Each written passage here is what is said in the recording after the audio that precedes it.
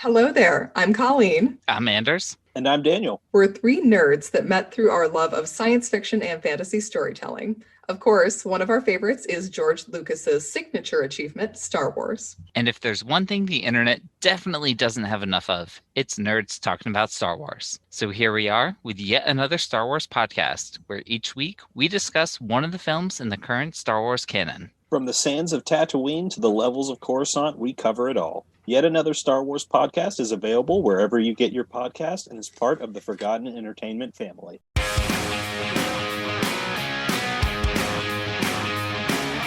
Hello, and welcome to Recent Activity, your new favorite entertainment review podcast that attempts to cover every film, every show, all at once. I am your co-host, Andrew Morgan.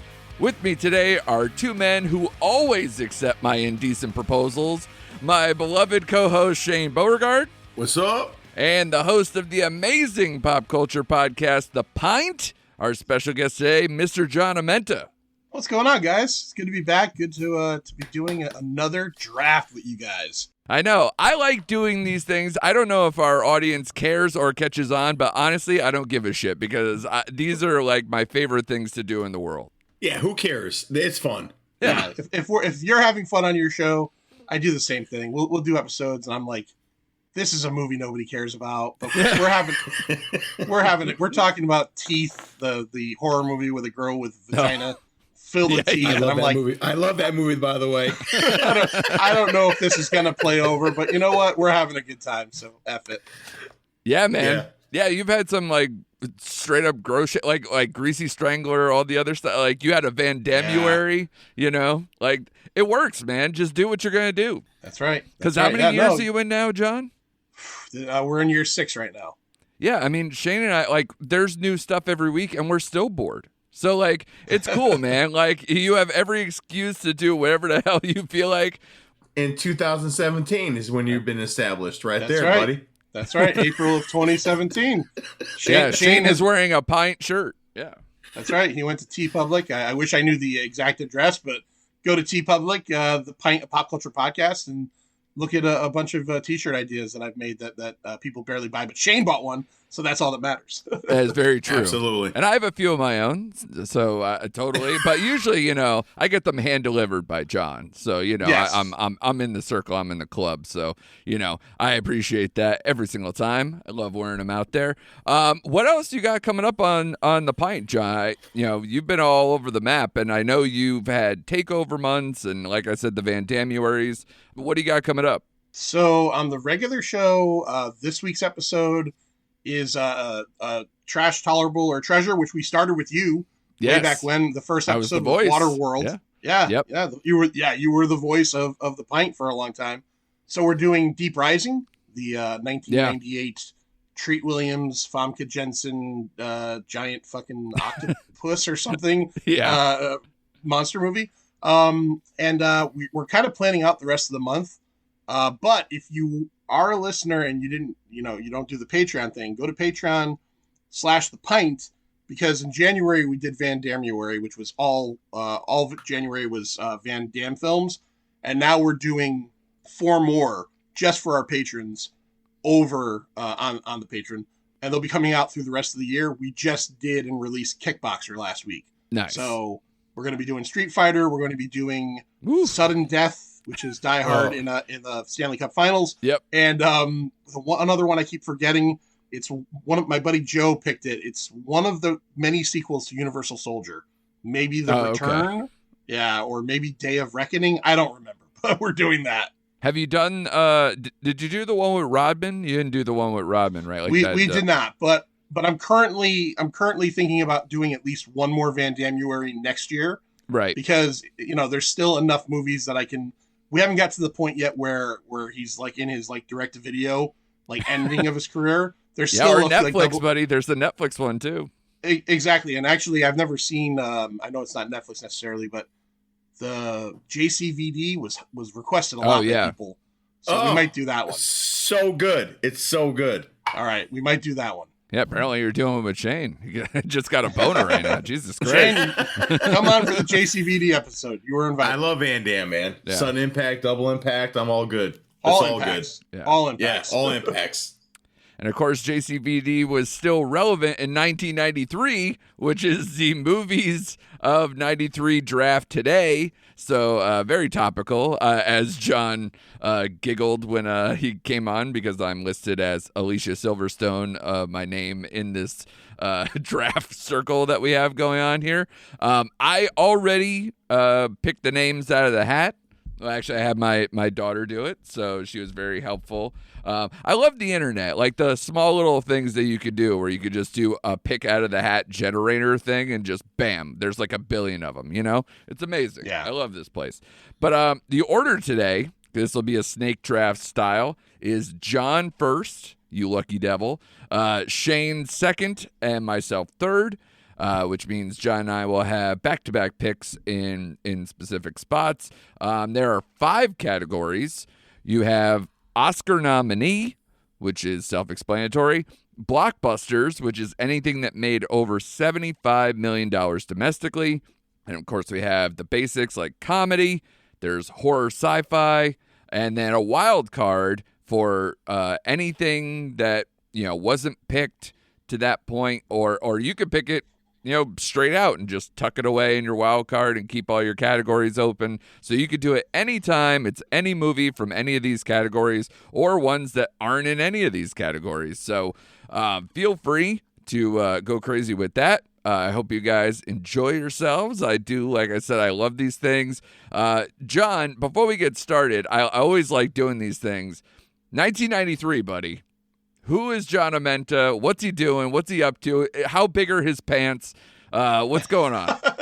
They are much smaller than they are today. I didn't mean like waist. I wasn't trying to shame. I was literally doing a Jinko kind of thing. But I think it's like pre-Jinko thing. No, I wasn't a Jinko guy. Actually, I graduated high school in 93. So okay. I turned 18 in 93. I graduated high school, in June. I turned 18 in October. Mm-hmm. Just got my first job at a place where essentially I'm still doing that form of job 30 years later. So take me out in the back and tie a bandana around my eyes and shoot me in the head. But So that was me, 18 years old. Nice. Yeah, and Shane, so where were you at? I think you're around John's age, maybe a little younger, right? I'm a little younger. I'm a couple years younger. I was a sophomore in high school, so me and Mr. Frodell were just getting acquainted at that time. Uh-huh. And so it was all good. I was a sophomore at Hamden High, and it was the best times of my life right there. Yeah. How often you guys go into the movies, John? Like, are you constantly going? Because it's 18. That's like the peak time, right? Pathetic amounts. I don't think I got my first real girlfriend until towards the end of the year. So me and my friends, we used to go to the movies a lot. Yeah. Like opening night. Like if you were to take a list of movies at like this year or the year before and say, hey, when did you see this or that? I went the night it opened. I went the night before. And not just that, but I was also the guy that you like Terminator 2? I saw it 4 times in the theaters. Right. I barely get out to the theaters now, and it's not a COVID thing. It's just a life thing. But sure. It was regular for me and my friends. I think we saw the next year, and we talked about this kind of on the episode with Shane over on the QT. I think I saw Pulp Fiction 8 times in the movie theaters because me and my friends would just go, what do you want to do tonight? Well, let's go to the diner and let's go see Pulp Fiction. You know what I mean? It wasn't a weird thing. And it's I look at it now and I'm like, it wasn't the money then. That it didn't cost a lot to go to the movies, but it's wow, I was spending 3 hours 5, 6, 7, 8 times in my life. Yeah. And now I could barely, if I want to go, I've been wanting to see Guardians of the Galaxy 3 for weeks. And I'm never going to get to go see it because right. I can't find the time. Yeah. It's amazing how much stuff has changed. Oh, I know. And Shane, you were the same way at that point? Oh, absolutely. It was Blockbuster. It was Tommy K's. It was the movie theater. It was everything, man. That was in my I still go to the movies, as you know, Andrew. I still go every week to the theater. So, but back in 93, 92, that was my heyday, man. There was nothing I didn't see back in the day. Tommy K's. I know. I miss it. He was the guy who owned Tommy K's. That guy was a regular when I worked at the movie theater in the late 90s, early 2000s. So, love that guy. Love their establishment. I interviewed multiple people, got autographs from multiple stars that would come through and do autograph signings in the store and everything else. It was so cool. So yeah, I miss those days myself. And that's when you had to sneak into the back room. You know what I'm talking about? Yeah, exactly. Through the beads, man, or through the. Oh, actually, they had no. It was the beads. It was the beads. It depends on where you had. I think mine had saloon doors. So yeah, it depends on where you're at. But yeah, I think mine had saloon doors. I moved when I was 21. I moved to Hamden, and with a buddy of mine bought a house, and I moved in with him with another friend. It's a great opportunity to get out of the house. And I lived in Middletown, so we didn't have a Tommy K's that way. But in Hamden, I learned of Tommy K's. Yeah. And I used to go to the one like down that little what was that, right off on Whitney Avenue? Is that Whitney Avenue? Yes. The one that was down, right? Okay. That was the one I used to go to all the time. And one time I went to Tommy K's and I rented a regular movie. And I rented the Pam and Tommy tape because, like, 21, it's 1996 or 7, and I want to say that. And I'll never forget the interaction I had with the girl behind the counter because I put the movies up on the counter, and she looks, she sees the cases, and she says to me, she points at the regular movie, she goes, "This is really good," and then she points to the other one and goes, "I don't know about this one. I don't," like, she got embarrassed. Like, she was like, she goes, I didn't mean this one. I don't mean this one. And I'm thinking to myself, it's okay. It's okay. Calm down. Yeah. Yeah. It's never an easy interaction. People, No.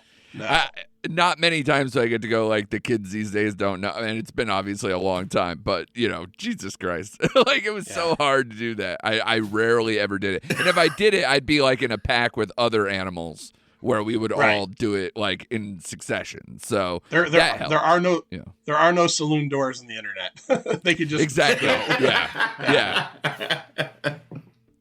Well, on that note, let's get this draft started. I was, of course, 11 years old when this came out, so I was not even I was a tween, not even a preteen, whatever it was. But I will say that this is one of a year where, because your parents still drop you off at the mall or drop you off at the movie theater and just let you watch shit for days because they don't want to deal with you or it's raining and they don't give a shit. This was part of that time for me. So great time. They still did double features back then. So I was able to gobble up a lot of these movies myself. 1993, guys, let's do it. John, kick us off here, buddy. What are you picking? All right. So you had mentioned earlier to me today that there was a dearth of horror / sci-fi in this year. Yeah, it's terrible. Especially for horror. This is a bad year for horror. So it's hard to fill that category. So since I'm first, I'm going to fill the sci-fi category, sci-fi horror, with Jurassic Park. That's exactly what I would do. I know that's a blockbuster, but with the dearth of kind of nothing great there, I've got to go and put that into my slot somewhere else and then bank on one of the other blockbusters getting back to me. So I'm going Jurassic Park for sci-fi horror. Yeah, it's great, man. Of course, for a long stretch of time, I think, was this the first movie that eclipsed past Star Wars for biggest movie box office wise all the time, or did it never reach that? I know it was close. I don't know in that top 2 or 3 for a long time. I don't know if it did, but Jurassic, we did an episode on Jurassic Park maybe 2 months ago. What a phenomenon! I mean, I remember it because I lived it. It was such a phenomenon, and it clearly influenced so many younger kids into the same age range that I was for Star Wars, and how Star Wars meant to me through my childhood and teen years is how the first Jurassic Park, meant to other people, to kids that were 10 years younger than me. So, absolutely. I mean, the three of us are at different levels of the Spielberg generation in general. I know, John, you have an obsession with Jaws, love Jaws, and, we all have that one movie or 2 movies of Spielberg that just meant so much. And this movie definitely meant a lot to me. I mean, just the sheer magnitude of oh my God, they pulled this off. Look at these dinosaurs, and again, this is pre-CGI, or at least the heavy use of CGI, a lot of animatronics in here, an amazingly deep cast, especially in retrospect, when, you got Samuel L. Jackson, Wayne Knight, and, Goldblum as kind of B characters or more side characters. That's an amazing roster. So the talent was there. Love this movie. Shane, I'm sure you feel the same. Oh, absolutely. Absolutely. It's a movie that still, like John said, like it still carries on today. It's you can watch it right now and I can show my kids and they'll be amazed by this movie. It's a classic. Yeah, it's one of those movies just like Terminator 2, where it's like it's older, but you could show it to anyone now and they'd still be amazed by what they pulled off. And in fact, because of the pre-CGI, it's like it actually looks more amazing and more convincing. That's why I like this era of blockbusters anyway. The action blockbusters and things like that. And of course, it's always a great pick to pick Jurassic Park for any reason. So of course, you lucky bastard, you get it in horror / sci-fi. So good pick on you, John. Shane, where are you going with number 2, buddy? I gotta go wild card because this is one of my top 5 movies of all time. I get hard thinking about this movie, but it does not fit in any other category. So I gotta go True Romance. I was as soon as you said it. Yep. Patricia Arquette, Christian Slater, written by Quentin Tarantino, directed by Tony Scott. Just a classic movie. Gary Oldman. Yep. It's phenomenal. It is again one of those movies I saw in high school and I went and saw it over and over and over and over again. Yeah. It was just every scene was classic. That you got the Dennis Hopper, Christopher Walken. Yes, thank you, John. That scene, it was so great. You had Balky from Perfect Strangers was awesome in this movie. Yep. It was just. You had Brad Pitt before he was Brad Pitt. Is like the old time Floyd. It was one of my favorite movies of all time. So I had to scope this out for my wild card because it doesn't fit in any other category, but it is my favorite movie of 1993. Yeah, it's a great pick, man. And yeah, this is one of my favorite Brad Pitts because like he's always that, to me, we've always said like he's just a pretty boy, which is why he's a leading guy, but he would have been like one of the best character actors we've ever seen and probably would have made a lot of like cooler choices. But he's always had he's always almost seemed like he had one for him and then one for kind of like his status, in his career. But yeah, I love that performance in there. And it was De Niro kind of being outside of his type of style he was at that point in his career and everything too. So I loved all of that. John, I assume you feel the same as well. Oh yeah. I saw that. I only saw it once, but I saw it in the theaters when it came out and loved it. And I think if I remember correctly, it wasn't a hit. It was kind of forgotten about. And I've always loved it. And a couple years ago, maybe 5 years ago, Scary Larry did a one-off night where he showed True Romance. And it's so good. It's so good. I mean, and like you were saying, like Shane was kind of saying, the minor roles. James Gandolfini is in it. Yeah. Chris Penn and Tom Sizemore are the cops. It's just built from head to toe with like all these great actors and actresses. And Michael Rappaport's probably the first thing I ever saw him in. Yeah. That's just a great movie. That's a great choice. And fuck you, Shane, because I was gonna figure out a spot for that. Yeah, that's why I had to go off the top. With it. Very smart. Yeah. It turns into the Ali thing, right? Like, or was it Tyson that said like everybody has a plan until they get punched in the mouth? That was Tyson, right? Yeah. Tyson. And that feels like every time I'm in a draft with Shane because I never know what the hell he's gonna do. So he always takes someone where you're like, oh, I could wait until the third round for this. No, I can't. Shane just took it way up front. But yeah, man, I love True Romance. It just added to the legacy of Tarantino. I think I even tried to lobby you, John, to try to put that on the QT thing, and you weren't the only one. I heard that from multiple people. We'll do it at some point, but yeah. Yeah, exactly. Great job, guys. I guess I am up with my first pick, and now it's like it's such a weird year, right? Where it's like. There's some heavy hitters, like especially if you look at the blockbusters and stuff. But then, like after a few go by, you're like, what am I doing? But at least I get back to back, so I'm happy about that.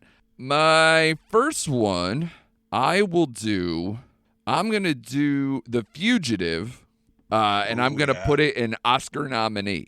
So, okay, because I had some other kind of like fun ones you can take out from the Oscar nominee one, including John. You could have put Jurassic there too, of course. I know. But yeah, The Fugitive is one of my favorite movies. It is 100% rewatchable. It is like every time it was on television, I would watch it from any point. It was that classic rewatchable thing. And, the one-armed man, like the legend of Harrison Ford, especially at that point in his career, like he could do no wrong. And, outside of the franchisey stuff, your Star Wars, your Indiana Jones, this has got to be easily my favorite movie of his. And it's, as far as like my letterbox goes, it's one of the few 5-star movies for me from this particular year. And I absolutely love it. Kimball, the scenes with Tommy Lee Jones, everything is perfect in that movie. And it's just a perfect cable movie, a perfect like afternoon just watch. I could watch it over and over and I never get bored. So Fugitive for me. It's a great movie.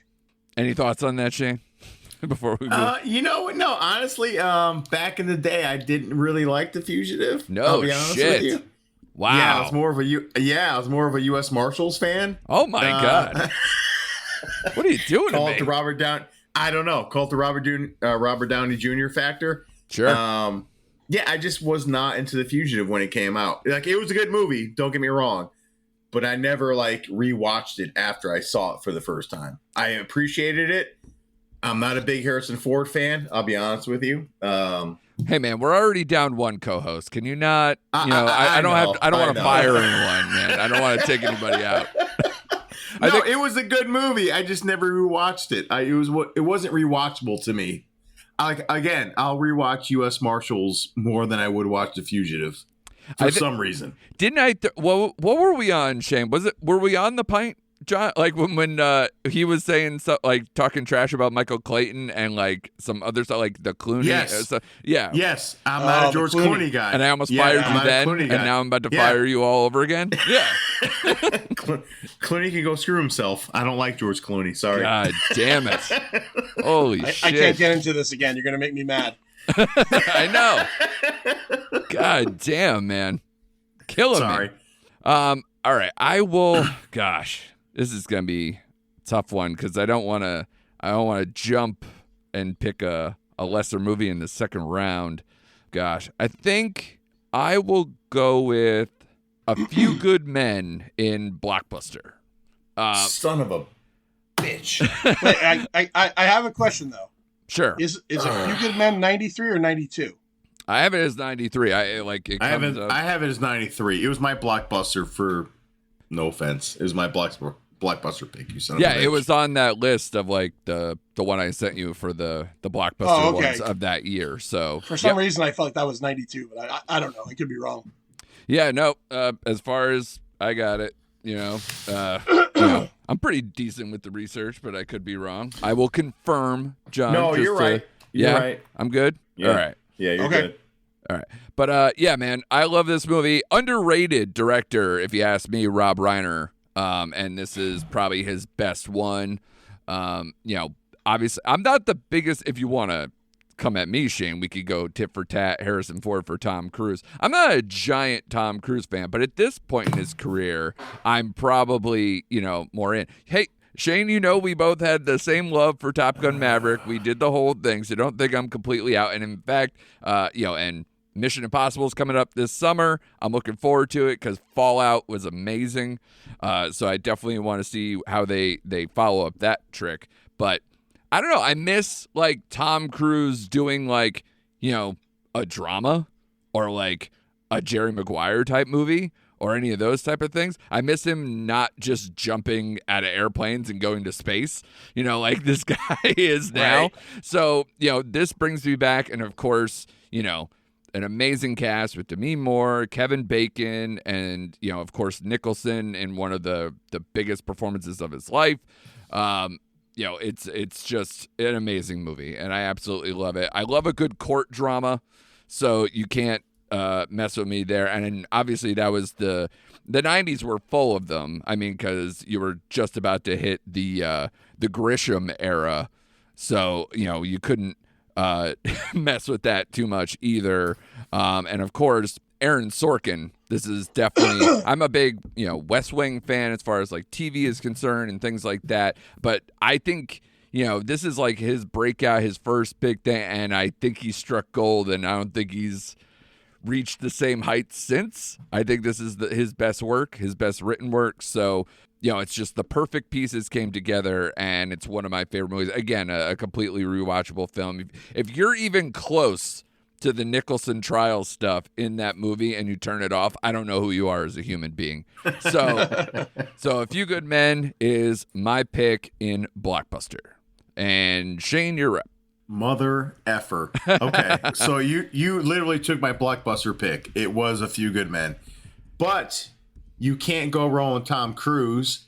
So I'm going to take the other Tom Cruise movie of the year because he was on fire that year. Yep. I'm going to take The Firm. Okay. What a great movie with Gene Hackman, Janine Triplehorn, Holly Hunter, Ed Harris. Great. I think you said John Grissom. I think that was a John Grissom movie, right? It is. Yep. Mm-hmm. Yeah. Just a phenomenal film. I think it was one of the first movies you saw Tom Cruise run in, and he's phenomenal. Yeah. Every actor and actress should go to the Tom Cruise School of Running. It's just a phenomenal film. I love The Firm.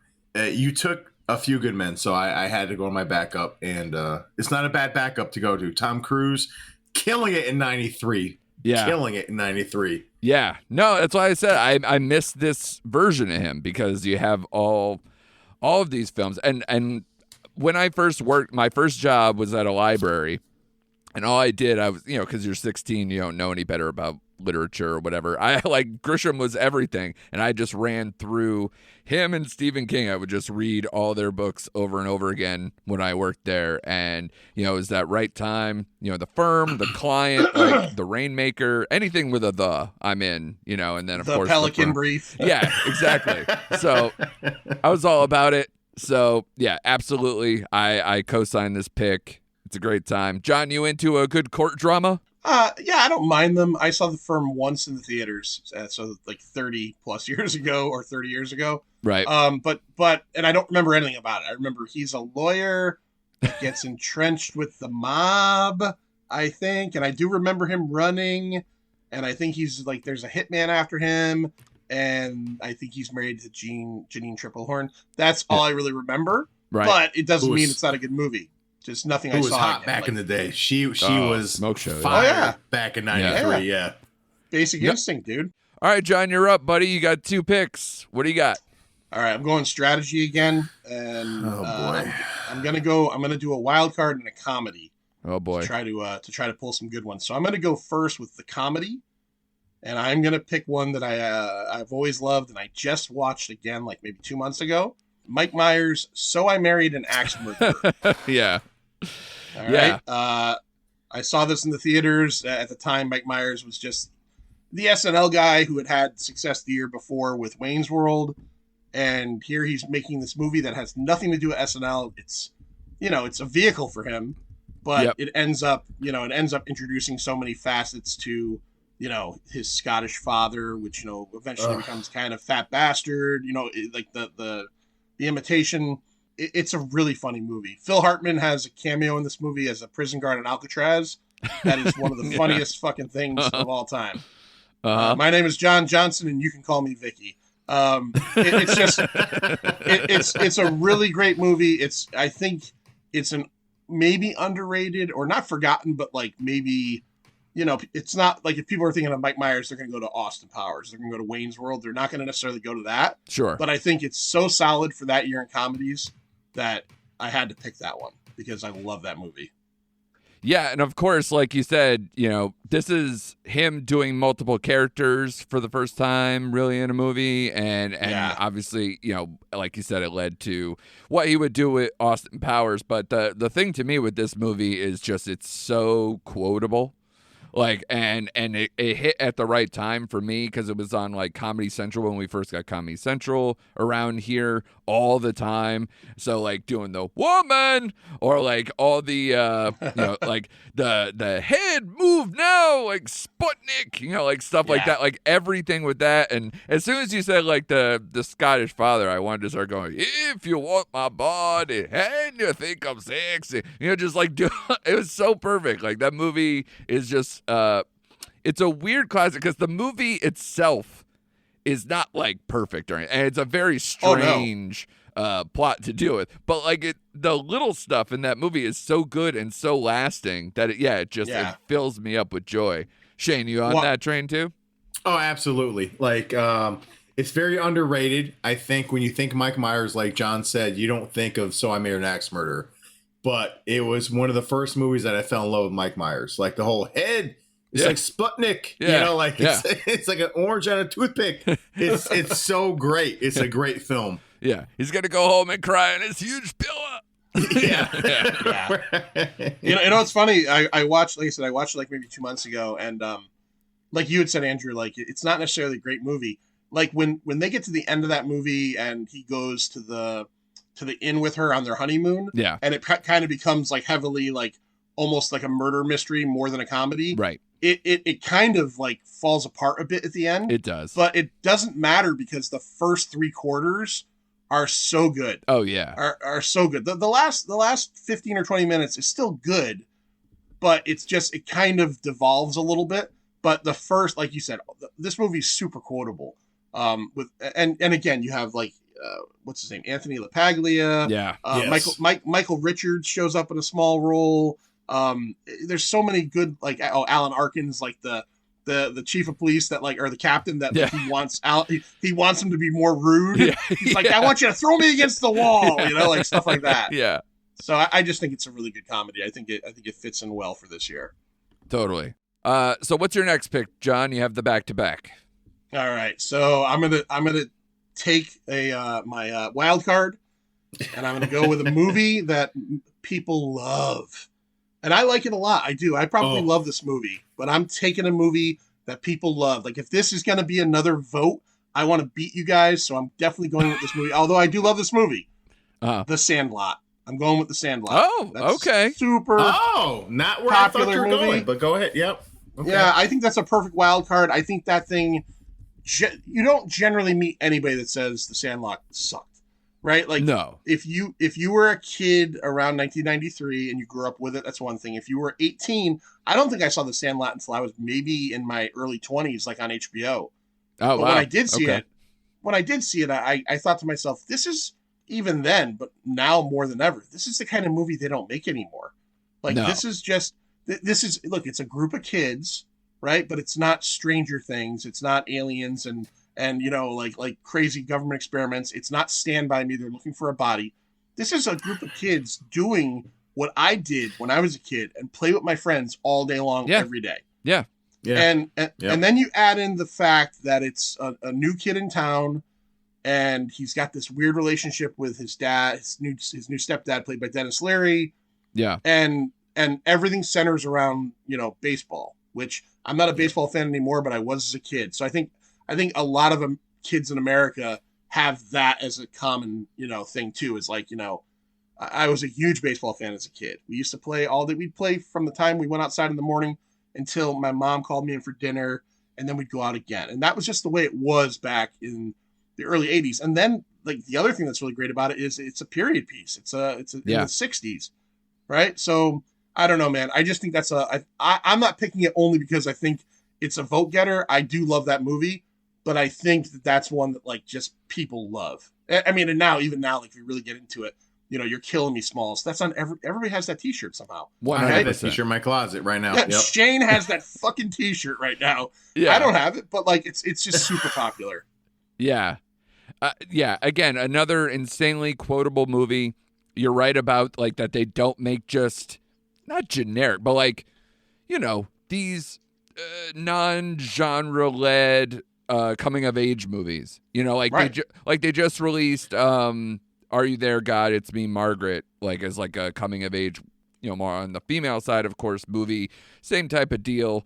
That kind of like awkward growing up stage, trying to fit in, going through some changes, but like, yes, this is the baseball version. And right in this time period, you saw a lot of these. You had Sandlot, Rookie of the Year, Little Big League. There was a bunch of these like little, young kid baseball movies because, as a country, we still all gave a shit about baseball. I still do. I love baseball. I was the same as you, John, where I'd play for like 8 hours a day. As soon as my friends were, post breakfast, it was like, bam, let's go on the field and just play until we got to go back home for dinner or whatever. So it was a amazing movie. James Earl Jones, like that dog, obviously, just scary, when you're in the movie theater. Again, I think I saw this in a double feature. It was like that wholesome kind of movie that they don't make anymore. And I absolutely loved it. You just said it. Yeah. Wholesome. Yeah. You just said it. Like, it's a movie that you could show your kids. Like, I don't have kids, but you could show your kids. Yeah. And I think that, even though it is a period piece, it's not going to deter them. Yeah. Because, there's the connection there. A kid trying to please his new stepdad. Yeah. A kid trying to fit in with friends. I even love, like, at the end, it's real. Like, at the end where there's that scene where they go around the diamond and they show all the kids disappearing, as your friends do a lot of times. Like, yeah. Damn it. Yeah.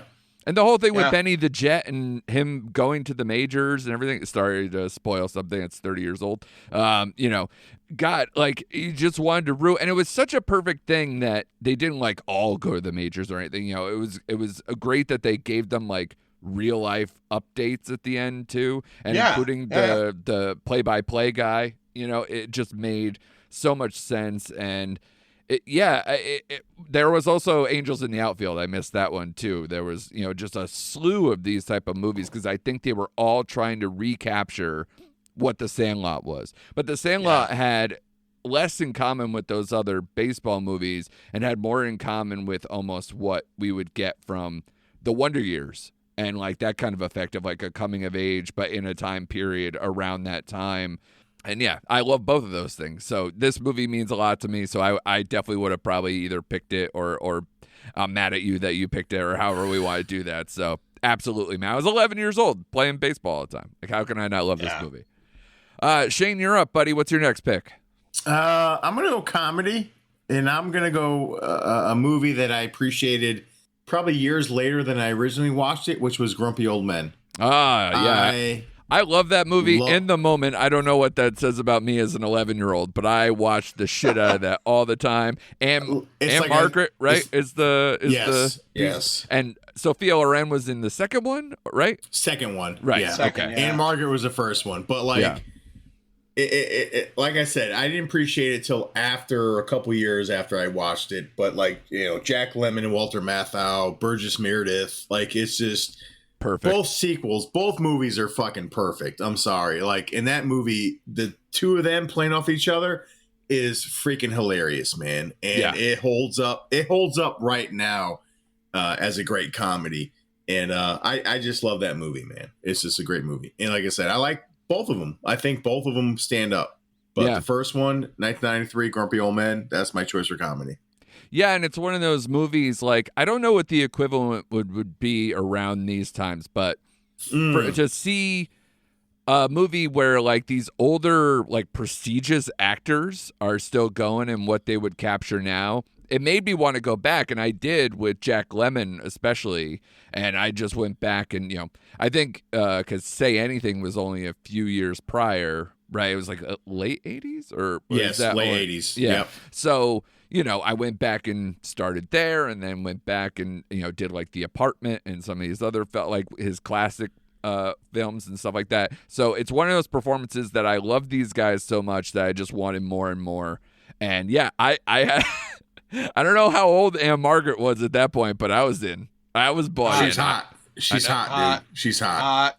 Yeah. And again, in 1993, I couldn't tell you the age, but it had the same effect of like Raquel Welch and Tommy Boy, where like I didn't know what age she was, I just knew I wanted it.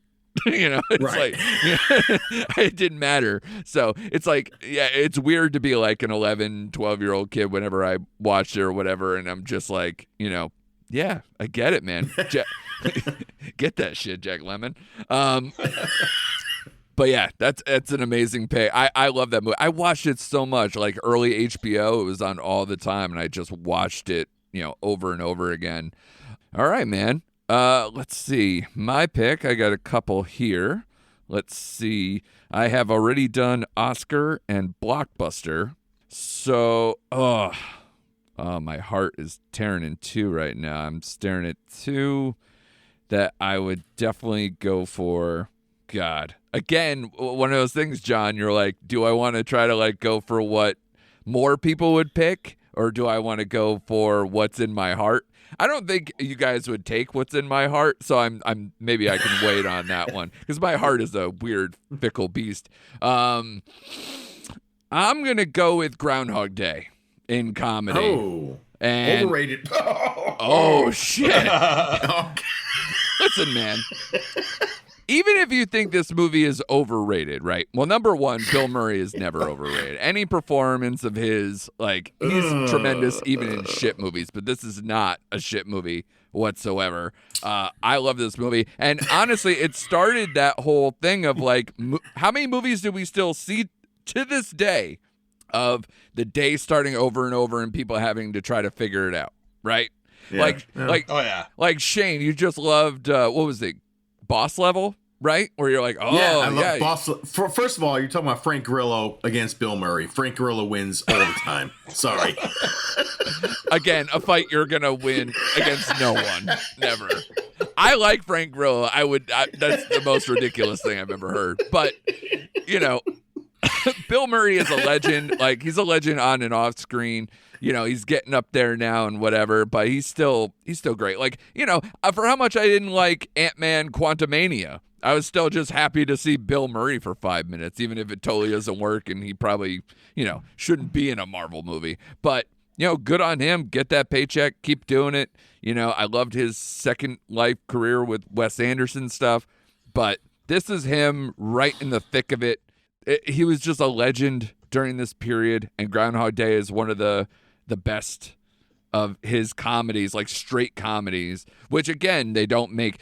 We're still in 93 where like, I think this comedy list is absurdly good and absurdly deep. Now we're lucky if we get one or two comedies that go in the theaters because they quote don't make money or whatever.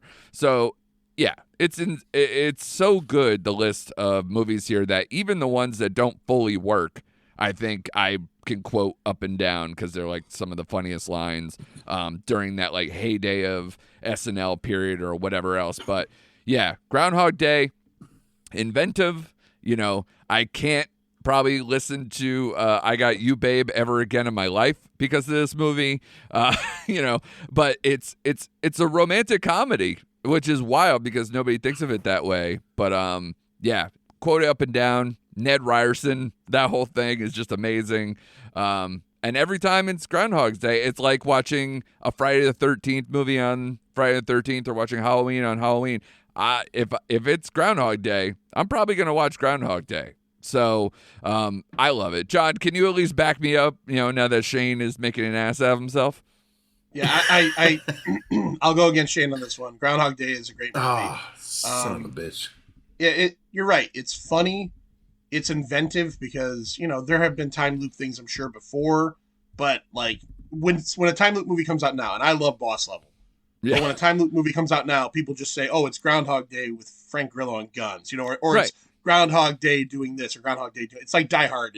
Die Hard in a, on a plane is Passenger 57. People just say that stuff. Yeah. But yeah, I mean, it's, and it's interesting kind of character movie, too, because... Like, there's one point, it's kind of like that whole montage where he's going through it over and over. If somebody on the internet, I read a while ago, figured out how long he was stuck on the loop for, and it was like insane. Like, it was insane how long he was in it for. But like, the bit where he saves the homeless guy and, not today. And like where he's like, where you see him like learning and becoming a better person because of what a shitbag he started as. I think it's interesting. And again, like you mentioned before, Ned Ryerson, I can't think of that actor's name right now, but he's great. Chris Elliott, like when Chris Elliott says it, did he just refer to himself as the talent? I love that. Yeah. It is a really good movie. And Harold Ramis, who directed it, was fucking incredible. And obviously him and Bill Murray from Stripes and Ghostbusters, they had, something going there. I do. I think that's a great movie. I'll go with Shane on one end and say that I do think like Bill Murray has in the last few years kind of become like Bacon. Like what happened with Bacon? Bacon's good, right? And I love Bacon, but like Bacon somehow got a PR person to make it the most incredible food ever. It's not. It's fucking Bacon. All right. And Bill Murray at some point kind of became like Bacon, where like everybody's like, John. Yeah. And I'm not, and I like Bill Murray, but like just somehow he became bigger than what he was. And I'm sorry for I'm going to lose all my votes for the Bacon fans out there. Yes. But even you know what I'm saying. Bacon it's great, but like calm the fuck down. It's Bacon. It's been around forever. Thank you. Fair enough, I guess. I wasn't prepared for an anti-Bacon argument, or a Bacon is overrated argument, at least. Look, I clearly like Bacon, but I'm just saying, like right. somehow, every once in a while, things get hyped up to an extent that I don't understand. And Bill Murray is kind of in that group, and Bacon is as well. I think somewhere Jim Gaffigan passed out. I mean, you guys just fucked up. I don't know who I'm talking to right now. That Bill Murray and Bacon is overrated. I got to get T-shirts of that made, John. Now that we're on the T-shirts thing, and just see, know who will never buy a Bacon and Bill Murray is overrated shirt? Everyone in the world, because they love both of those things. I know. You guys are way off your fucking peak. Oh my God. Me and Shane can go live on an island with just a moderate amount of Bill Murray, and we could eat bacon. But when we eat bacon, we're not going to go on about how fucking good it is. Yeah, that's right. Yeah, good for you guys. Die on that hill, man. But I still have one more pick, so I'm hoping. Now I want to like stab both your hearts out with something, but I don't think there's something on the table left that would absolutely destroy you at this point in the draft, because I am going for what now? Pick 4 of mine? 4. Yeah, because I'm the first on the 4th round. I guess I can probably go. Oh, well, fuck. That horror sci-fi pick is just staring me in the face. I think I probably have to take it here before, because I'm sure if I leave the next one up to Shane is going to take a particular one. So that is what's holding me back at the moment. All right. Just say it. Say it. I know. You sure Mrs. Doubtfire isn't a horror movie? That would be great. It's right? not. Okay. All right. No. That makeup is kind of horrifying, but no. It's true. It's true. When her teeth fall into the glass, that's crazy. It's very true. All right. Then fuck it. I'm going to go with Demolition Man in horror sci-fi. You son of a bitch! You son of a bitch! It was the only one that I knew. Damn it! It was the only one I knew that could break Shane. Oh, fuck you! That is for the Bill Murray and Bacon lobby. God damn it! All right, now I got to go do some extra research while you fucking talk about this goddamn movie. Hey, man. Son of a bitch. Wow. You could talk about it all day, too. I know that I own it. That's what I got. I got in my draft right here, buddy. God damn it. Perfect. Oh, yeah. This was, like you said, it wasn't a great year in terms of horror sci-fi, and which is also probably why Shane's having a conniption right now. Hey, man, you could have had it. Grumpy old men might have been there later, buddy. Don't blame me. Blame Bill Murray and Bacon. But yeah, Demolition Man is just a fun movie, man. Like, this is, I'm not the biggest Wesley Snipes fan, but like this is peak for him, and also added to my love factor for Sandra Bullock. Where like between that and Speed, like 90s Sandra Bullock is just, mwah. I'll watch The Net, over and over again just to give me some more that period Sandra Bullock. But yeah, this is another one of those movies. It kind of falls into sort of like Back to the Future 2, where people like to go back and kind of like compare what the future is and then kind of laugh about it because we kind of arrived there, and it looks silly almost in retrospect. But it's such a fun movie. Great performances. Stallone, Snipes, and Bullock, just a perfect cast, and yeah, I this is another one of those. If it's on TNT on a Saturday afternoon, you're just gonna dial it up and enjoy it. John, I assume this is a favorite of yours as well. Yeah, I enjoy this one. Can we talk real quick about how it seems like Taco Bells have now kind of like, have you seen a Taco Bell lately? It's almost like they have hit the Demolition Man time. Like they're silvery looking and purple on the outside, and I don't know if I haven't been in a Taco Bell in a while. I mean, I go through the drive-thru for sure, but exactly, it's just one of those things where like I see it and I'm like, were they just waiting to move into their Demolition Man phase of architecture and everything? We have not gotten the seashells yet, but I think it was this past year or maybe the year before. Did you see and maybe it was for the anniversary sometime in the last few years. So maybe it was 5 years ago or it was sometime this year. They did like a pop-up, like a Taco Bell redid themselves as the Demolition Man for a day, or they set up for like a week. Somewhere in LA, they did that to a Taco Bell, and I was like, that is so awesome. Those are the type of things you just love. It's almost like as if, I don't know what the Back to the Future equivalent would be like, but if they had like a showing of Jaws and they set up that like hologram thing to like try to go after people or something, that would be dope as hell. Well, Back to the Future, like part 2, maybe like 7 or 8 years ago. Maybe it was in 2015. Was that 2015? That was 2015. Because it would be 30 years then. Yeah, 30 years. They did come out with that weird, like those Pepsi glasses that he got. Right. They came out with those. So that's a pretty cool idea. And I know in the last few years I've seen them. They made the shoes for Back to the Future too, right? As well. Yes. So between that, people trying to do hoverboard technology in the last few years, like that one is slowly just catching up. Except of course, no flying cars at this point. Get on it, Tesla asshole. Shane, so do you want to actually talk about this for a minute before you get to your pick? No, you threw me all off kilter. I am like discombobulated. I'm all fucked up at the moment. You messed me up. This was one of my favorite Sly movies of all time. It's a great movie. Dennis Leary, like you said, Wesley Snipes. I'm a Wesley Snipes fan.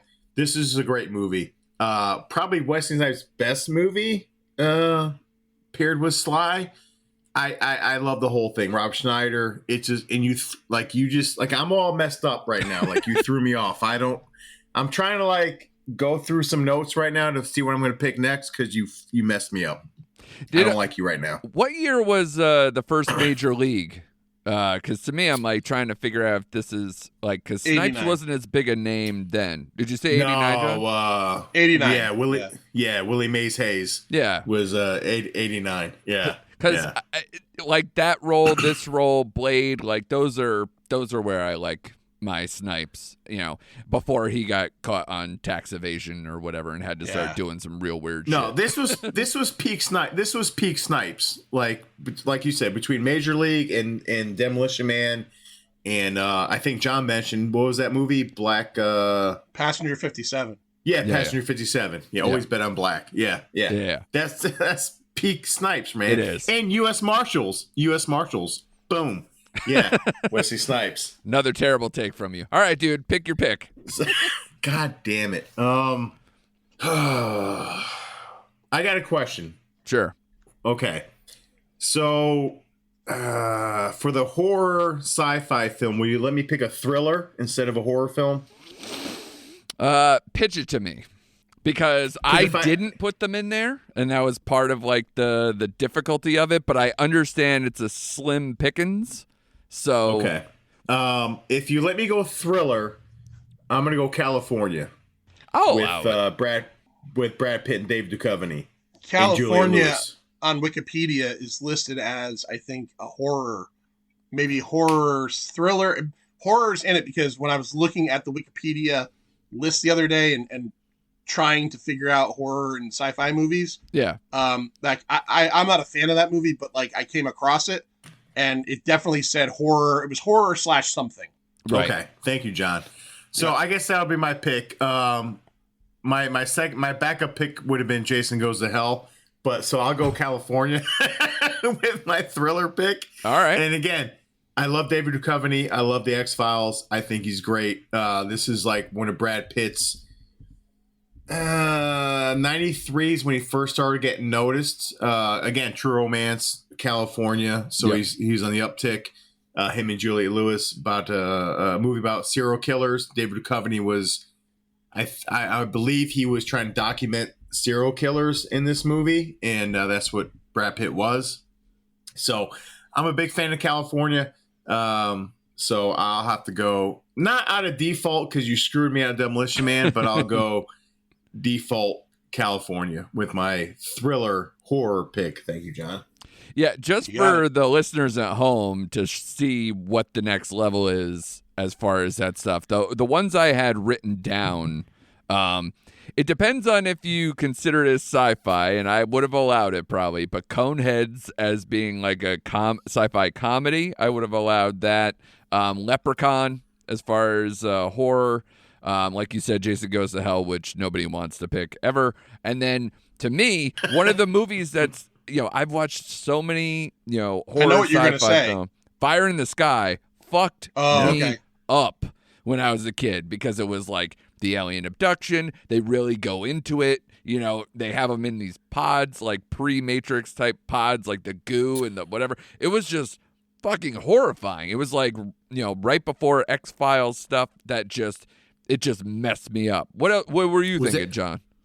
Well, okay, so I'm 90% sure this is 93, although it might be considered 92 because of like release stuff. Sure. But I was gonna say Army of Darkness. I know it's I didn't comedy, see that listed. Yeah. kind of. Yeah. No, I would have allowed that too because it's time travel and all that stuff. Yeah.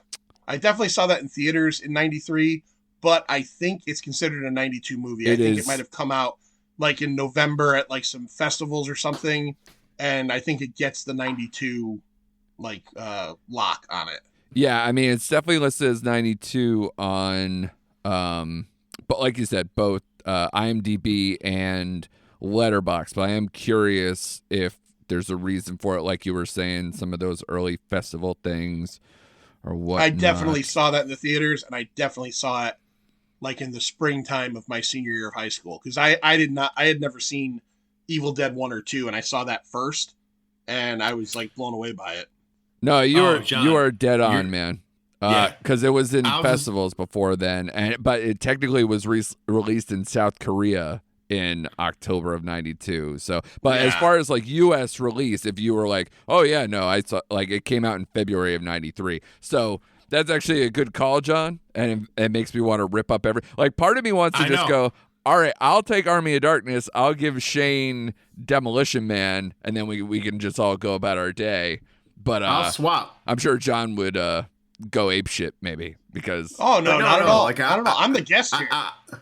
Mommy and Daddy with John. Like I saw Army of Darkness before I saw Evil Dead 1 and 2, and I fucking loved Army of Darkness. Oh sure. Yeah. We did the first Evil Dead on the Patreon, and it's certainly it's a really good movie, and it's certainly ahead of its time, and it was so low budget and so DIY kind of filmmaking. Yeah. But I would almost say I love Army of Darkness, but Evil Dead 2 is so good. Yeah. It's so incredibly good that it's hard for me to say against each other because they're very different. Evil Dead 2 is a straight up like kind of horror comedy, but like a lot of horror. And then Army of Darkness is this other thing, medieval horror-y comedy or vice versa. Yeah. But still excellent. I love both those movies. That's hard. Larry actually did those on one night, and it was tough because they were both so good. Just trying to think like which one did I enjoy more. I kind of felt like I enjoyed Evil Dead 2 more, just because it's just so straightforward and it's kind of just Bruce Campbell almost. I mean, there's co-stars in it, but it relies so heavily on him. Yeah. Army of Darkness, there's enough other people in it that like he kind of gets a little bit of breaks here and there. You know what I mean? Sure. They're both incredible though. Both those movies are awesome. Yeah, and to me, like Evil Dead 2 is all about the filmmaking style. It's like pure Raimi with the zooms and like the long track shots and stuff like that. That clear Sam Raimi style. So like as a person who probably around the time I watched it, I was like, oh man, I would love to make a movie. You're like in that high school age where you're like, God, that'd be amazing to like put together some kind of like indie movie project or whatever. And between Clerks and the Evil Dead stuff and, you know, some of these other movies, they were just like so perfect and cheap, but like you knew, like you could see the talent either in the writing in Clerks or the cinematography and just, you know, the fun that you would get from a Sam Raimi movie. And, you know, it was inspiring. And so to me, like Army of Darkness might be like a better constructed movie because he just got better at filmmaking or whatever. But and a bigger budget, yeah. Sure. Yeah, it's shinier, it's brighter, you know, it's got a lot more to it. But at the same time, Evil Dead 2 is just so impressive for the fact that he made it with nothing. He made the first one with nothing. It's a movie made of pure joy, and it's just a one-man show that you just can't take your eyes off of. So I would say, yeah, I'm probably more of an Evil Dead 2 guy. So John, do we approve the trade? I approve it. I'm a guest here. I approve it 100%. Yeah, but that's good research on you. So all right, so here we'll do the cheat code, and I will take Army of Darkness in horror sci-fi. Shane gets Demolition Man in horror sci-fi. And we are caught up. So then, John, you get to go. You have taken your horror sci-fi, comedy, and wild card. So you have Oscar nominee and what's the one I'm missing? Oh, and Blockbuster left. So go for it, buddy. Right. Am I on 2 right now, or am I? Yeah, you get them back to back, buddy. You're on it. All right. So I'm gonna go with my Oscar nominee right off the top, and I'm gonna go with a movie that earned a lot of Oscars, a lot of nominations. So fucking depressing. I saw it in the movies once and have never seen it again because just can't go there. But I mean, I know that it's an incredible movie. I know that it's an important movie, and I think I got to go with it. It's Schindler's List. Yeah. Which again, I know we talked about some other people who had like a tremendous 1993. But yeah, of course, you know, Spielberg, this is one of the best twosomes you can ever have with doing the blockbuster and the Oscar thing all in the same year. It's amazing. Right. And the blockbuster speaks to his professional career because that's what he did, Raiders, Jaws, and then he goes and makes a movie that's important to him as a Jewish man, right? And I'm not even kidding. There's a handful of movies I could rattle off that I've seen once, I thought were really well made, were really good, and they're just too much for me to watch again. And I went and saw Schindler's List in the theaters, you know, in 93 or early 94, whenever, you know, 18 years old.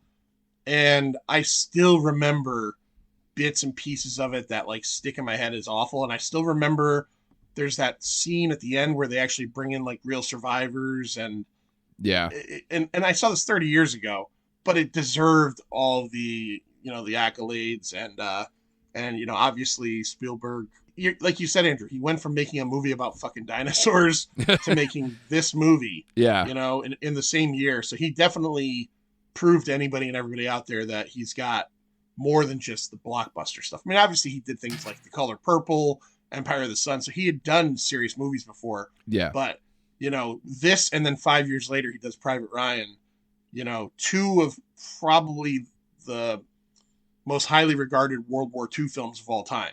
Sure. So I'm going with Schindler's List for my Oscar film. Very good. And then just to like 180 it to something goofy. Yeah. And incredibly fun. And my pick, this is going to make Shane mad probably, but my pick for the better of the Stallone 93 films is Cliffhanger. Yeah. Ooh. I was wondering if Shane was going to have that too, because again, we're talking. So this is what you do, John. You did the Spielberg 2-step and then recognizing that Stallone was just as important, of course, with doing his 2-step. Look, let's be honest, like 2 years or a year before this, I remember when Cliffhanger came out very clearly because it was maybe the third like level of Stallone's career coming back, right? Yeah. Because if you think about it, the year before this was, I think, Stop or My Mom Will Shoot. And and around that same time was that comedy where he was like a mob boss, Oscar. Yeah. Oscar. Yeah.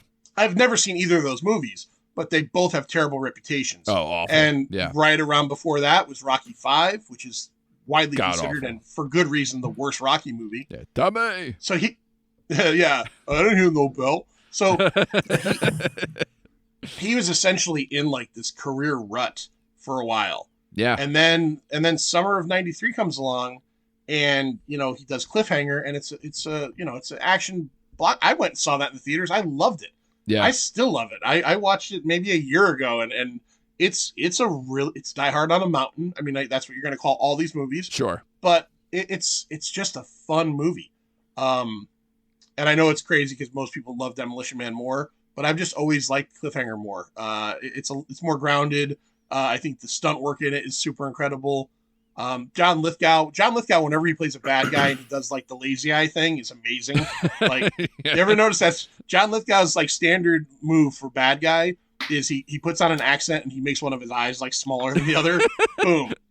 Nice. Yes. Right? He opens both his eyes wider. He grows his hair out a little bit more. He's the dad in Harry and the Hendersons. Yeah. He gets a close shaved haircut. He shuts one of his eyes like Popeye a little bit, and he's like a bank robber or a murderer. But yeah, I love it. And again, it did kind of like lead into this whole, whether the movies were successful or not, think about right after this point. You had Cliffhanger, you had obviously Demolition Man. And again, they're not all great, but like Assassins and The Specialist, and I mean, he was making 2 or 3 a year for a while. Yeah. And then at the end of that cycle, he had to do Copland to kind of get himself, back into the heart of like moviegoers again. So this was kind of the birth of him, like for the third time or so. But yeah, I love that movie. So Shane, I know your love for Stallone. We've done movies of his on this podcast, even though we've only a little over a year old at this point. We unfortunately covered that terrible, what was it, Samaritan? The Amazon Prime movie, which was not good. Yeah, he's not in a good place. I mean, if he wasn't in like doing a small thing in Guardians or something, I'd have to like really think hard the last time. Back up just a little bit. Back up a little bit and watch your mouth when you talk about Sly. Tulsa King was actually a good series. Okay, I didn't watch Paramount that, so sure. Plus. Tulsa King is a good Sly project. But you're right, Samaritan was god awful. It was so no bad. idea what that movie was trying to accomplish. Yeah, so bad. But Tulsa King, Sly, and it's funny, and I don't mean to go off topic, but I love Arnie as well. But they're about the same age, and I will say Sly moves around better than Sly does, than Arnold does at his age. Yeah. After watching Fubar, like it was tough to watch Arnold in some of those scenes because he just doesn't have it anymore. But Sly comes off as believable in some of his scenes at 75 or however old he is. It's bizarre. I don't know what they use with Guardians, but he looks great in those movies. I mean, the opposite of what he did, like I said, in Samaritan. But do you have a special place in your heart for Cliffhanger? I love Cliffhanger. It was on my list. I have it written down, but I had to go, like John said, I had to go Demolition Man above Cliffhanger. But it was second to Demolition Man for me, Cliffhanger. I love that movie. It's a great movie. In fact, I think they're actually remaking that movie, to believe it or not. Oh, really? I've read that. Yeah. I think I read that too. Yeah. Well, as long as they don't remake Over the Top, I'm fine. And John, thank you for bringing up The Specialist, because I used to watch the same scene in The Specialist. I don't think I've seen the entire movie, so maybe I should give. I don't know if I should give the whole movie a second chance, but that scene, I could give it a second chance, third, 80th chance at this point. The VHS is worn very thin at one spot. Exactly. Yeah, it's snapped in two a long time ago. Shane, you got your last pick, buddy. You got your Oscar nom pick. What do you got? Okay, so this may be a little, I don't know where you took the line on this, but it was nominated for Best Picture of 1993. Oh, then no. Okay, so I think it came out, I don't know when it came out, but I'm going Unforgiven. That is that's that definitely is the wrong 92. year. Yeah. Are you sure? Yeah. August of Because 92. if you're looking at the Oscars, it's always I'm looking at Oscars 93. Right. So because you wanna Oscars look at- 94 because it's the movies of 93. So they're doing the ceremony in March. So I think it's the 66. Here, think I'll it's help you 66. out because I'm sure the other movies that I'm not going to say, I could tell you what you have to choose from. Okay? Okay. Make this All right, easy go for ahead. you. Go ahead. All right. The Piano, I'm sure you've seen it. Totally. I can believe that. Philadelphia. I have seen it, by the way. All right. Very nice. Philadelphia. What's Eating Gilbert Grape? I'm going with Eating Gilbert Grape. Okay. That's my movie. Sorry. Johnny Depp, Leonardo DiCaprio, MASH in the gas tank. Boom, boom. Love that I fucking still scene. say that to this day. John C. Reilly, fucking awesome. Yeah. I love that's Leo's best role, in my opinion. It's What's Eating Gilbert Grape. I love the scene where he's like in the tub overnight and he's like just like almost frozen to death. Yeah. I love that movie. Oh, So you're making me kind of cry, man. Oh my match God. in the gas Jesus. tank. Boom, boom. Let's go. What's Eating Gilbert Grape? Yeah. So thank you for that clarification. I did look up 1993 Oscar noms for some reason. Unforgiven is listed in 93. Yeah. Yeah. So, but I'll go with Eating Gilbert Grape. That's an all-time favorite movie. Yeah. And John C. Reilly, like that guy's been in more movies than you probably realize he's been in. For sure. And that was like one of his starts was that movie. And he, it's just a great film. Yeah, like John C. Reilly, I forgot that he was the guy in this movie because to me, I was like, oh, it was the first time I saw him in like one of the early Paul Thomas Anderson Yeah, he's the movies. guy who wanted to open the burger joint. Right. Yeah. Yeah. He wanted to open. Yeah. Yeah. And I totally forgot about that. But yeah, man, fucking matching the gas tank, boom, boom, fucking Boom, boom. kills me every single time. What is he in a water tower all the time, just getting caught in that same water tower every time? And now I'll never forget like his mom and getting stuck in that house. And oh God, there's too many things that are like incredibly depressing in that movie that I just can't rewatch it on that level. But it's so such good, a good though. movie. Yeah.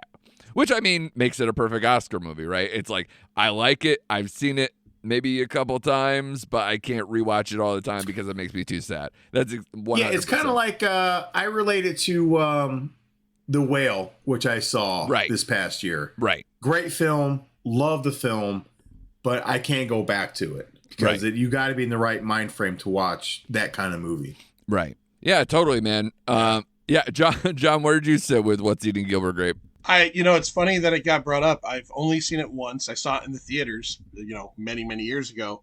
But Lloyd came up with I came up with Van Damuary for January. Yeah. And Lloyd came up with Johnny Depptember. So in September, we're doing all Johnny Depp movies. And I think we put up 8 or 10 options for our Pint Insiders on Patreon to vote on. And What's Eating Gilbert Grape is one of the 4 movies that we will be doing. So that'll be coming out in September. Yeah. Nice.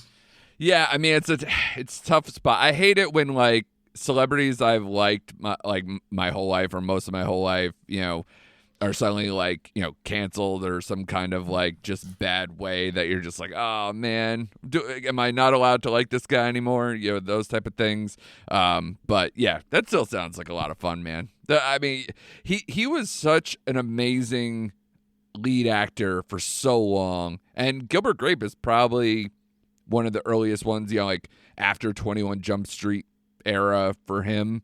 I don't know if this was like probably like between like this, Benny and June, there was like a weird period where he was just starting to become like a leading man, I guess. And I'm trying to think if I'm blanking right now if he had some other breakout that I'm not thinking of before then. But the year following, which we're also doing, Ed Wood, right? So that was pretty big for him. And yeah, you're right. Oh, so I guess is Edward Scissorhands right before that was 1990. That was 1990. Okay. But I think he disappeared so heavily into that role that people may necessarily not think of him. You know what I mean? I know they know it's Johnny Depp, but he's also, he's the title character, but is he necessarily the main character in that movie? True. I think he's part of an ensemble. He's just the character that everybody circles around. Sure. And I mean, and honestly, I haven't seen Edward Scissorhands in a long time, but like that role he played, it's mostly silent, right? Like he's very quiet through most of that movie. He's quiet, yeah. Well, yeah, 1990, you had Scissorhands and Crybaby, which a lot of people loved Crybaby. Yeah. That was a movie I didn't John watch Waters. until I was in high school, because that's when you watch John Waters movies. So like, and of course, again, that was another one that played constantly on Comedy Central all the time. So that was that was when I entered it. You know, basically between that and Hairspray was on all the time. So definitely, man. What's Eating Gilbert Grapes, a great movie and a great pick for you. I have my last one, which is my wild card. So I literally have a huge amount of options. But to me, it's probably just between two. And the fact that I'm not going to pick something of another person who had an amazing film period to Tom Hanks, I'm not taking either of his films, which kills me that he's gonna not make this draft when it's probably the biggest year of his career, you can argue, or like obviously right before Forrest Gump the following year. But I'm gonna go with my heart, and John, everybody can call this one overrated too, because it's one of the movies that I absolutely love that nobody else seems to follow me except for maybe like my brother or somebody. But Wayne's World 2 is my wild card pick. I fucking love this movie. I quote it so much. To me, this is a 5-star movie when everybody would be like, all right, buddy, slow the fuck down. But to me, it's literally just so many jokes. It's like, I love Airplane and those type of movies too, and they're just joke factories, just constant joke. This is the closest thing to that after the period of like, you know, peak Zucker stuff. This has so many fucking jokes, and I think the first one is good. I think the second one is great, and it's because they just figured it out. Like they had the formula from the first one, what worked, and then just repeated it, but like on an infinite level. It's got so many things, like even just the small things, like if like a test, if I said like Wayne's World 2 was the first thing that pops in your brain, someone could say Sports Illustrated Football Phone, I'd be like, you're my man. Like, and it's not even like the top 30 funny things about that movie. I'm what you would call a partial ocular albino. Yeah. No, you know what the it T's is and dot the lowercase J's. Lowercase J's. You know what's great about Wayne's World 2, and I agree with you, Andrew. I think it's a great movie. I don't know if I put it above the first one, but what I would say is you made a hit movie a year before. Right. And then you changed the formula for the sequel. Because it's not the same kind of humor. It's like you said, there's a lot of like weird kind of ZAZ type humor in that. Yeah. So you have this one template that worked super well, and then they said, we're going to do something totally different. And in all honesty, if I remember correctly, I think it was either a box office dud or like people like rebelled against it because it wasn't the first one all over again. Right. But like upon watching it, like, you know, I had always liked it. But like I watched it, I think, a year ago or 2 years ago for the first time in a long time. It's fucking great. The introduction of Christopher Walken as Bobby, the agent who's after Cassandra, and James Wong as her father that Wayne has like a kung fu fight with and everything. It's super solid. It's honestly, I was between that and Axe Murderer for my comedy pick. And I just went Axe Murderer because I thought it was, you know, it's on its own island, but Wayne's World 2 is not a weak movie. It's great. No. Yeah. And dude, you didn't even say the words Kim Basinger or Charlton Heston doing the best 2 minutes of anybody I can ever imagine. So Gordon Street. Yeah. So we did an episode, I don't remember what it was now, a couple weeks ago, and Charlton Heston, it was In the Mouth of Madness. And Charlton Heston is in that. And when we do the episodes, when we go over the cast list, they usually would just say Charlton Heston plays this character. You may know him from, and I said, you probably know Charlton Heston from Planet of the Apes and Wayne's World 2. And then I said after that, and he's spinning in his grave right now because out of all the movies that guy made, I picked Wayne's World 2 as a reference. Yes. But yeah, that scene, like, can we get someone, a better actor in here? Gordon Street. It's incredible. Yeah. Like all the stuff where they mock The Graduate, and then, the Wayne Stock stuff is all incredible. And like Chris Farley is better in this movie, like with doing the officer and a gentleman thing. I'm like, I got no place else to go. Like, it's so perfect. God, the walk-in stuff. They do that whole montage where they turn into the Village People in a gay bar. Like, it's just, it's so it's great, brilliantly written that I can just watch it at any time of day. Like, there are some movies, and not to get like too personal or dour in here, there are movies that, like, if I'm in a bad headspace, a bad way, they're like, either I'm like really sick or I'm like just depressed, I like whatever, and you just need that pick-me-up movie. This is that. Ferris Bueller is that for me. There's a few movies that I just go, pop that in, I'll be good in a couple hours. And this is one of those movies for me. So this was that one where I was like, I gotta go with my heart. It was between this and you can all shake your heads on this one too, but between this and Mrs. Doubtfire, I was like right there, because that movie is amazing. Shane, do you want to know the other not Oscar nominees that I thought maybe you would have if you didn't pick Gilbert Grape? Sure, go ahead. So I figured the two that might fit in for you is either Mrs. Doubtfire or The Nightmare Before Christmas. So those would have been possibilities. The movie that got left off my list because it wasn't an Oscar nom, but it's one of the most quotable movies of all fucking time. Uh-huh. And I love it. But True Romance had to take up that spot. It would have been Tombstone. Tombstone came out in 93. I love Tombstone. Yeah. Love Tombstone. Christmas of 93, Yeah. Fuck, that is a great movie. If that would have been in my wild card for sure. Yeah, for sure. So it was either that or True Romance, and True Romance for me is a personal.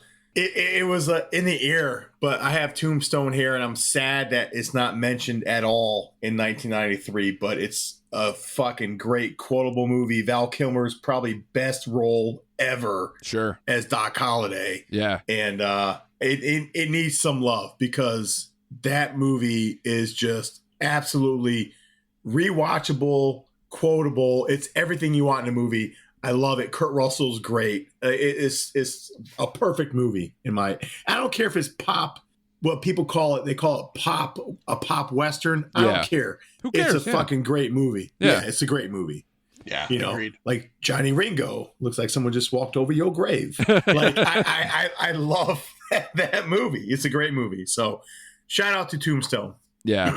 There's a few, again, John, did you have one that was like right there that you were like, God damn it, I wish I could fit that in? So Tombstone was the one? Okay. I never even thought about it. It literally came out, I think, on Christmas that year. I saw it. It did, I remember me and my friends went and saw it on Christmas. And, after everything was done at night, we went out to eat and we went to see that. And as Shane said, it's a, again, it does, by people that love like Westerns, it's like, it's like Young Guns. It's a pop. You know what? They're both good movies. Yeah. They're both good movies, and they're both super enjoyable. And yes, they're not the Wild Bunch, but you know what? The Wild Bunch is the Wild Bunch. And when I want that kind of Western, or if I want Unforgiven, which is a depressing fucking movie, yes, it is. But it's a great movie, yeah, I'll watch those. When I want like a fucking popcorn, gun battling, incredible cast movie, I'm going to watch Tombstone because it's there's that scene where like that montage at the end where Kurt Russell throws his gun over, or I think Val Kilmer throws the gun over to Kurt Russell and he catches it and shoots at the camera. It's like, fuck. Yeah. Like, my nipples just got hard. Yeah. Right. Yeah, it's one of those, if it was made now, it'd be like, it would have like sequels like John Wick. It would be like, they would just keep going. So, that's a free idea, Hollywood. You can fucking remake it and keep going. You can probably do that right now. So, we're in a writer's strike, but somebody, if you're bored when you're not in the picket lines, fucking take it at it. Shout out to Tom Hanks doing Philadelphia and Sleepless in Seattle and not getting mentioned once on here. I love Dave. I don't know if you guys are into that as well. It was a great movie. Yeah. Kevin Kline and Sigourney Weaver in their prime. Aladdin just shouts at me for just being at the right age, and that's probably my favorite of those like Disney era. Like I probably like it a little more than Lion King and that stuff, but I think during that era, I think Aladdin's the best, and it's all Robin Williams, of course, who Mrs. Doubtfire was one of my other ones. Like I said, the comedies just are killer. Addams Family Values, Robin Hood Men in Tights, Coneheads, which I was tempted to put in horror sci-fi just for funsies. The Crush, which is why I'm named Alicia Silverstone on here. I watched that movie a bunch. It's not that great, but it's just one of those like it's so 1993. Because I think John and I were talking off air about like this was the Aerosmith trilogy year, or right around it too. Surprised Shane didn't take Last Action Hero. Because I guess you're picking Sly versus Arnie, and that's like late stage Arnie, of course. And then Alive, so we can all talk about cannibalism. That would be great. And then, of course, Cannibal the Musical also came out this year. Trey Parker's first movie. Trey Parker and Matt Stone, the South Park guys. So very weird year, man. A lot of good stuff. I also can see Shane loving the movie Falling Down, but that's for other reasons, because I love that, and that was on my list, but I could not fit that in anywhere. I could not fit Falling Down. Yeah, I could see you just on my list, muttering to yourself with the suitcase all over a place and just threatening people. So, I'm sure that one hits close to home. But yeah, man, good, definitely a good year. Probably one of the better blockbuster years of that era. We did 1997, so if you guys haven't listened to that episode, go back. John was on that one as well. I think that one went really well. But yeah, so John, is there were you mad that we picked this over say like 1988 or 1998 or any of the other ones that we could have done anniversary picks? No, I think this one works really well, and again, it speaks to me. I was 17, 18 years old. So, and at probably like the height of my movie going. So I've seen so many of the things we talked about, and no, definitely. This was great fun. 93 was a really good year for movies, except for sci-fi and sci-fi horror. Yeah. Stuff. Sorry, Leprechaun. But yeah. Thanks again for being here, John. This is always a blast. We will put up the results on our socials at Recent Act Pod, and you guys can kind of vote for who you think did the best. I think John won the 97 one, if I'm not mistaken. Yeah. But I think that's just because you have like the Pint Army, all your bots out there. So I think that was probably cheating. So I think now that, Twitter has been fully corrected, and it's totally bot free now. It runs way better, right? Under new management. So I 100%. think we'll put up the poll, and I think it'll be legit this time. So we'll see who wins on that one. John, before we get out of here, man, just put it out there, the socials and where people can find the Pint. Absolutely. Every podcatcher that is out there, Spotify, iHeartRadio, Apple, whatever, just go find the Pint, a pop culture podcast. We come out weekly. If you want to check us out on Twitter and Instagram, it's at the Pint Podcast. And that's it. We come out every week. We have new episodes. Shane, we got shirts on TeePublic. Shane's wearing one right now, making me so proud. But yeah, give us a listen, and we'll try to win you over. Yeah, just like every man over 40, don't forget that colon. Thank you for putting that out there, John. I appreciate you guys. This was a lot of fun. Ran a little long, but I hope you guys all hung in there and enjoyed the three of us reliving our youth via the movies. So definitely come back, subscribe, rate, review, all that stuff, all the good stuff for Recent Activity. And be sure to come back next week for more Recent Activity.